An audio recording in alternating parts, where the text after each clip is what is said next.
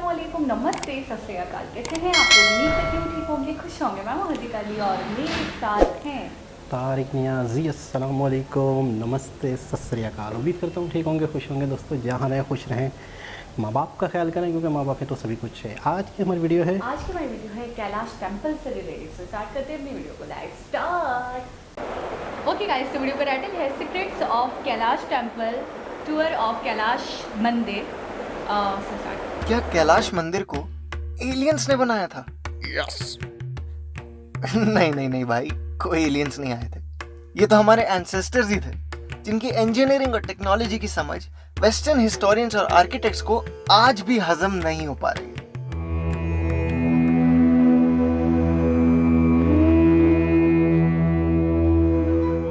कैलाश मंदिर, जिसकी एक झलक से ही मन में हजारों प्रश्न उठने लगते हैं। इसको किसने बनाया, कैसे बनाया और आखिर कितना समय लगा होगा इसको बनाने में? और आखिर कौन था जो पूरी तरह से इसे नष्ट करने का प्रयास कर रहा था? और इन प्रश्नों का उत्तर ढूंढना भी आसान नहीं था। हम सब जानते हैं कि पिछली कई सदियों से हमारे इतिहास को तोड़ मरोड़ के बताने की कोशिश लगातार जारी है। ऐसे में एक बार फिर से हम श्री अशोक बेडेकर जी की शरण में थे। कैलाश क्यों कहते हैं इसे? बड़ा योग्य नाम दिया है, जिसने भी दिया है। किसने दिया ये तो पता नहीं। कैलाश क्योंकि शिव जी को अर्पण किया है, पहाड़ में ही बसा है, जैसे हिमालय में कैलाश। एलोरा केव्स की 32 गुफाओं में से 16वीं गुफा है कैलाश मंदिर। महादेव के भक्त शिव के ध्यान में लीन रहना चाहते थे, इसीलिए शिव जी के घर को सिंबलाइज करते हुए मंदिर को 8वीं शताब्दी में राष्ट्रकूट राजकृष्ण ने बनवाया था। इसे बनाने में कम से कम 7000 मजदूर और शिल्पकारों ने काम किया था। ये मंदिर दुनिया का सबसे बड़ा मोनोलिथिक स्ट्रक्चर है, यानी कि इस पूरे मंदिर को सिर्फ एक बड़े पत्थर को तराश कर बनाया गया है। दोस्तों, इस मंदिर को आपने एक जगह और देखा होगा। याद आया? जब आप ये अंदाजा लगाना शुरू करेंगे कि इस मंदिर को कैसे निर्मित किया गया होगा, तो मन में बहुत से कौतूहल पैदा करने वाले प्रश्न खड़े हो जाएंगे। क्या ये मंदिर सिर्फ छेनी हथौड़ी से बनाना संभव था? और अगर संभव था भी तो कितना समय लगा होगा इसे बनाने में? एक और गौर करने वाली बात यह है कि इसे बनाने में अगर कोई छोटी सी भी गलती हो तो उसे सुधारा नहीं जा सकता। वो एक छोटी सी गलती मंदिर की भव्यता को खराब कर सकती है। एक छोटी सी गलती और आपका पूरा मंदिर फिर से शुरू करना पड़ सकता था। इंस्पेक्शन के बाद पता चलता है कि इस पूरे स्ट्रक्चर में प्रॉपर सिमेट्री है और कोई छोटी सी भी गलती नहीं है। पूरा स्ट्रक्चर मंदिर के दिए वास्तुशास्त्र पे सटीक बैठता है। एक्सपर्ट की समझ से इस मंदिर को शिखर से तराशना शुरू किया गया। करीब 2 लाख से 5 लाख बेसाल्ट पत्थर 18 साल लगाकर एक्सकैवेट किए गए थे। अब अगर इस फैक्ट को दिमाग में रखें और अगर हर दिन 12 घंटे भी काम होता था तो लगातार 20 साल तक 20,000 टन पत्थर हर साल, यानी 50 टन पत्थर हर दिन या 4 टन पत्थर हर घंटे खोद के निकाला गया होगा। और वो भी बसाल्ट रॉक, जो कि सबसे कठोर पत्थरों में से एक है। इसकी अंधेरी गुफाओं में भी कमाल की शिल्पकारी की गई है, वो भी आज से 1200 साल पहले। बिजली नहीं होने के कारणवश इसे बनाने के लिए हर दिन 12 घंटे काम किया जा सकता था। मिरर्स का इस्तेमाल करके रिफ्लेक्शंस बनाए जाते थे ताकि अंधेरी गुफाओं तक भी रोशनी पहुंच सके।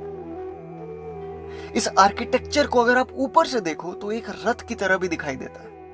इस मंदिर को दूर से देखकर ही हमें इसकी भव्यता का एहसास हो रहा था, लेकिन पास जाकर जब बेडेकर जी ने इस पर हुई शिल्पकारियों का मतलब बताया तो हम दंग रह गए। इस पूरे मंदिर का एक भाग रामायण और एक भाग महाभारत की घटनाओं को दर्शाता है, और उनके बीचों बीच मंदिर के गर्भगृह में शिवलिंग। इस मंदिर की सुरक्षा में दोनों तरफ खड़े हैं 2 द्वारपाल के रूप में हाथी, जिन्हें हिंदू धर्म में बहुत ही ऑस्पिशियस माना जाता है।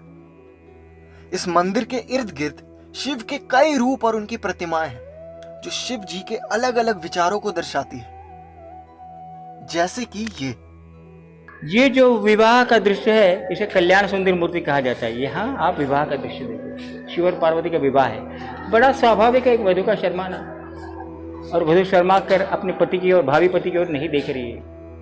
ऐसे आपको दिखाई देगा कि दूसरे पैर को मसल रही है। उसने बहुत सारे अलंकार धारण किए हैं, पैर में 2 पायल होने चाहिए नहीं, आजकल तो एक फैशन है 1 पैर में होता है, पर यहाँ 2 पैर में पायल होने चाहिए। एक ही पैर में इसलिए अंकित बताया है कि वो जितनी जल्दी हो विवाह उतनी जल्दी संपन्न करना चाह रहे थे, कि उसके पिता जो हिमवंत थे उसकी अनुमति उनकी अनुमति नहीं थी, तो इसीलिए वो शादी जल्द से जल्द निपटाना चाहते। और उसी गड़बड़ में उसने और एक गलती की है, पाणी ग्रहण होता है, 7 फेरे लगाए जाते, तो यहाँ वर का हाथ में लिया, जबकि वर ने वधू का हाथ में लेकर ये शुरुआत करनी चाहिए।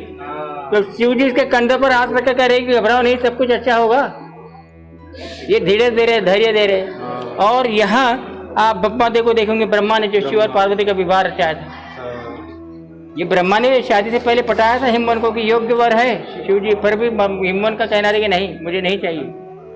खैर, कुमार संभवम नाम का जो नाटक है कवि कालिदास का, उसमें बड़ा सुंदर वर्णन किया गया है। यहाँ भगवान शिव अंधकासुर का वध कर रहे। अंधकासुर नाम के राक्षस को ऐसे वरदान प्राप्त हुआ था कि उसके खून का कोई भी कतरा, कोई भी बूंद जमीन पे गिर जाएगा और एक रात एग्जैक्टली।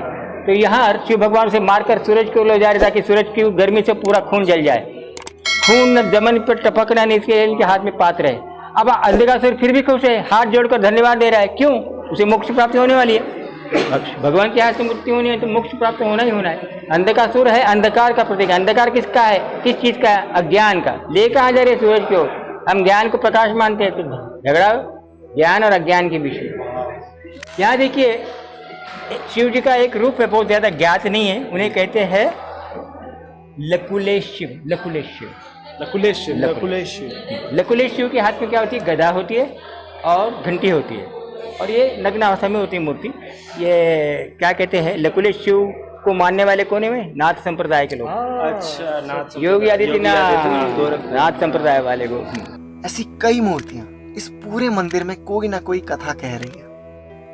भगवान विष्णु को अगर आप देखेंगे तो पाएंगे कि वो बहुत ही लग्जूरियस अवतार में सोने का मुकुट, गदा और हार के साथ दिखाई देते हैं। वहीं महादेव बहुत ही सरल रूप में दिखाई देते हैं, बाघ की खाल और बदन पे भभूत। इसीलिए कैलाश मंदिर के प्रांगण में तो आपको बहुत सी मूर्तियां दिखेंगी, पर मंदिर के गर्भगृह में आपको सजावट के नाम पर बहुत कम ही मूर्तियां और पेंटिंग्स दिखेंगी। क्या आप कल्पना कर सकते हैं कि इस मंदिर में इतनी सारी मूर्तियां बनाने की क्या आवश्यकता रही होगी? मंदिर हमेशा से ज्ञान का केंद्र रहे हैं। हमारे एंसेस्टर्स इन मूर्तियों के माध्यम से भी ज्ञान को अगली पीढ़ी तक पहुंचाया करते थे, और ये पत्थर की मूर्तियां तो अपने आप में ज्ञान का पूरा भंडार है। लेकिन बड़े दुख की बात है कि औरंगजेब, जिसने कई हिंदू मंदिरों को तोड़ा था, उसने इस भव्य कैलाश मंदिर को भी तोड़ने का प्रयास किया था।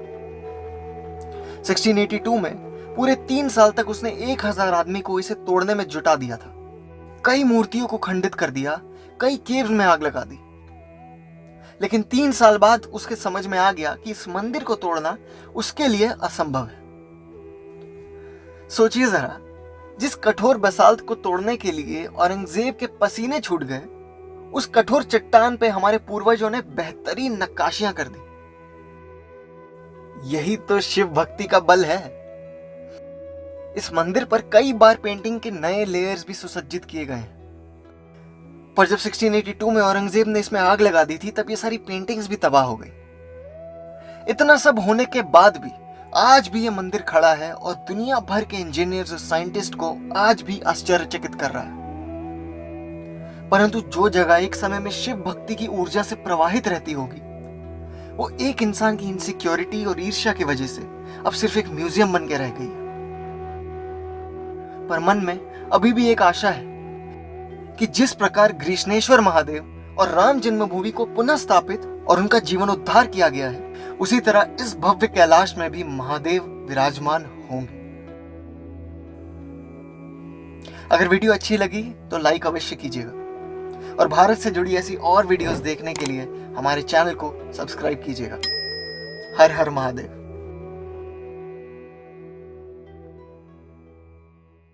जी जनाब।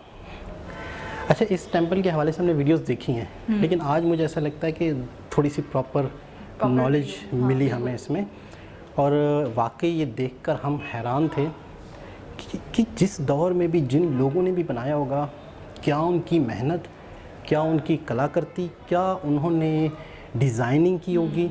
अच्छा, आप सोचें, तसव्वुर करें, एक आपको पत्थर दिया गया है, आपने उस पत्थर को तराशना है, ठीक है।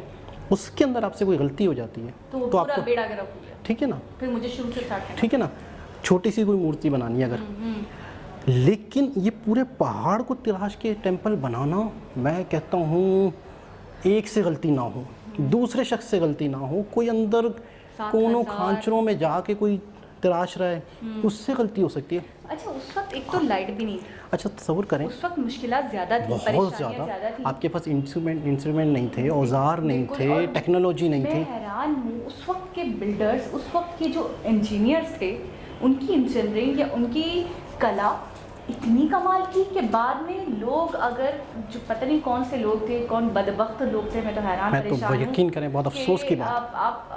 आप थोड़ा सा तो सोचिए कि वो जगहें, अगर कोई आपकी धार्मिक जगहों के ऊपर हमला करे या उसको इस तरीके से निस्तो नाबूद करे, तो आप पर क्या गुजरेगी। बिल्कुल। तो वही उनके दिलों पे भी गुजर रही है, और वो चाह कर भी बर्बाद नहीं कर पाए। इसका क्या बिल्कुल ऐसा मतलब है कि बिल्कुल वो ऐसा ही है। इस तरीके से बनी हुई थी कि उनको चाहा, बहुत कोशिश के बावजूद भी हार मान ली, नहीं बर्बाद कर उसकी वजह ये है कि आप एक पत्थर है, एक पहाड़ है, उस पहाड़ को आपने तोड़ना है, तो जाहिर सी बात है कितनी मुश्किल आ रही होगी, लेकिन उस मुश्किल को देखते हुए आप ये तस्वर करें कि जिन्होंने उसको बनाया तराशा होगा। है, बिल्कुल, वो कैसे, मतलब कितनी कलाकृति, कितनी मतलब महारत, कितनी मतलब कारीगरी, कितनी सोच। अच्छा, इसका सबसे पहले तो एक ढांचा बना होगा, यानी कि एक नक्शा बना होगा कि यार ये दरवाज़ा होगा, ये पिलर छोड़ेंगे, यहाँ से यूँ जा सकते हैं, सीढ़ियाँ वहाँ। वगैरह। अच्छा, फिर इस दीवार पे ये नक्शो निगारी होगी।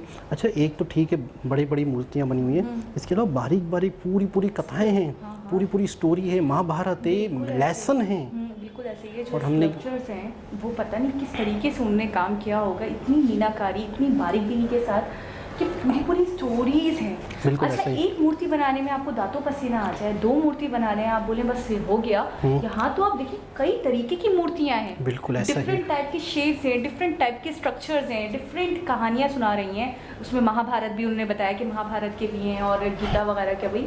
तो मैं हैरान परेशान हूँ कि एक नहीं, 2 नहीं, कई, और उनको किस तरीके से बनाया होगा, कितनी मेहनत की अच्छा, होगी। एक चीज़ कंफर्म है कि उस वक्त के लोगों के अंदर जज्बा, उस वक्त के लोगों के अंदर एक हिम्मत, ताकत। अच्छा, एक चीज़ और कि जिस ज़माने में ये बन रहा होगा, मैं 100% श्योरिटी के साथ कह सकता हूँ कि ये यहाँ बन रहा है, दूर दूर तक चर्चा होगी, और दूर दूर से लोग इसको देखने आते होंगे, यानी कि ये शायद उस वक्त का।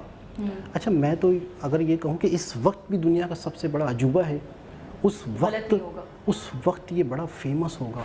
मतलब कहाँ से लोग उसको देखने आ रहे होंगे कि एक होता है पत्थरों को जोड़ के टेंपल बनाना, तो ये ऐलान हुआ होगा, या कोई लोग आते होंगे, या फेमस होता गया होगा, या देखते होंगे, तो लोगों को ये पता चल रहा होगा कि उस इलाके में पहाड़ काट के टेंपल बनाया जा रहा है। यानी इस वक्त भी आप तस्वुर नहीं कर सकते। अगला बंदा बोलेगा बेवकूफ़ी है, अगला बंदा बोलेगा बेवकूफ़ी है। भैया, आप खुद से नए सिरे से बना लो, जैसे आपको चाहिए। आप ईंटें लगा के बेहतरीन चीज़ बना लो, जहाँ नक्शोनिगारी करनी है मिट्टी से कर लो, सीमेंट से कर लो। एक और मुझे परवीन मोहन की भी मैंने वीडियोस में बहुत सारे टेंपल्स देखे थे, और मैं जब भी ऐसी कोई साइट या ऐसे कोई टेंपल्स देखती हूँ तो मेरे जहन में एक बात तो बहुत आती है, और वो उसमें मुझे डाउट करना भी नहीं चाहिए, बेशक ऐसा ही है। हमारे जो आबाओ उस्ताद थे, एक तो वो पावरफुल बहुत थे, दूसरा वो बहुत ज़हीन थे।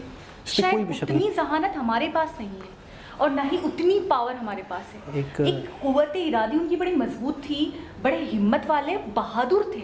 कई लोग तो ये कहते हैं कि ये चीज़ ये इंसानों के हाथ का है ही नहीं, नामुमकिन है। मतलब कई लोग तो ये कहते हैं कि कोई एलियंस ने बनाया है। एलियंस ने बनाया है, जिन्होंने हम कोई अजीबोगरीब सी बहुत पुरानी कोई इमारत देख लें, कोई जगह देख लें, तो हम तो इस बात को इस चीज़ से रिलेट करने लग जाते हैं, जिन्होंने बनाई होगी, ये इंसानों के हाथ का है ही नहीं।